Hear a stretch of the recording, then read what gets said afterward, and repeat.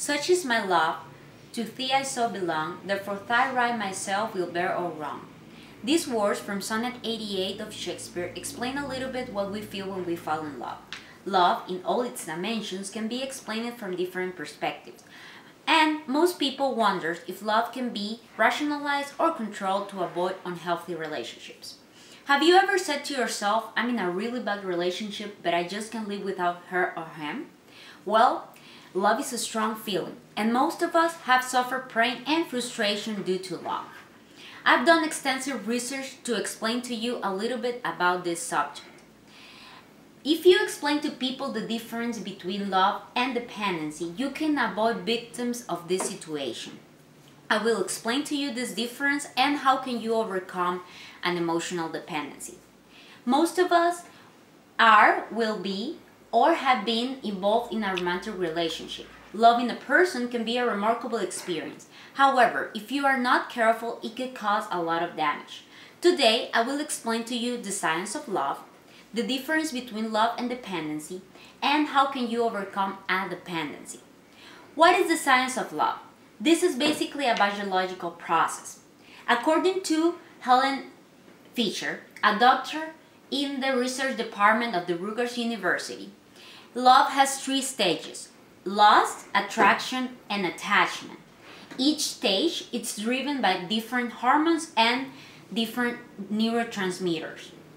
In the first stage, which is lust, the 2 hormones that drive that stage are testosterone and estrogen in men and women. In the second stage, which is attraction, the 3 hormones that drive that stage are adrenaline, dopamine, and serotonin. And in the third stage, which is attachment, this is the stage where you stay in a long-term relationship to raise children. The hormones are oxytocin and vasopressin. Each hormones and neurotransmitters vary their level and hence determine how do you feel in each stage. Once you know the science of love, it's important to know the difference between love and dependency. According to self-growth, falling in love can be an exciting and fulfilling experience. However, some people become addicted to love and to be in love. If you become addicted, you are willing to go extraordinary lengths to avoid conflict. And this is a really dangerous place you can be in a relationship. How can you know if you are addicted? Well, there are 3 elements that determine an addiction. The first one is that you become obsessive. The second one is that you stay in the situation even if it's bad for you, for your mind or for your body. And the third one is that you are really you have little tolerance to any frustration in the relationship. Once you know the difference between love and dependency, it's important that you know that this one can be overcome if you have an emotional dependency. How can you overcome an emotional dependency? According to Huffington Post, the person you will pick today, it's determined of how you feel. If you feel healthy or wounded. If you have some wounds and you do not seek help, then you will probably pick a wounded person.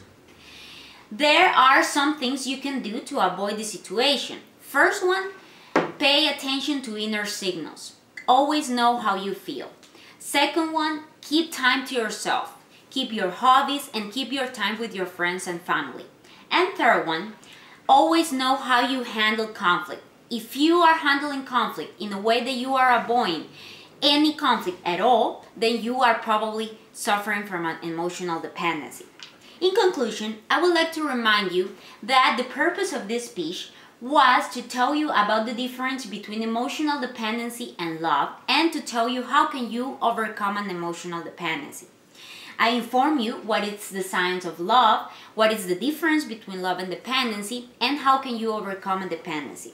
Again, I felt prepared because I did an extensive research and I read a lot of books.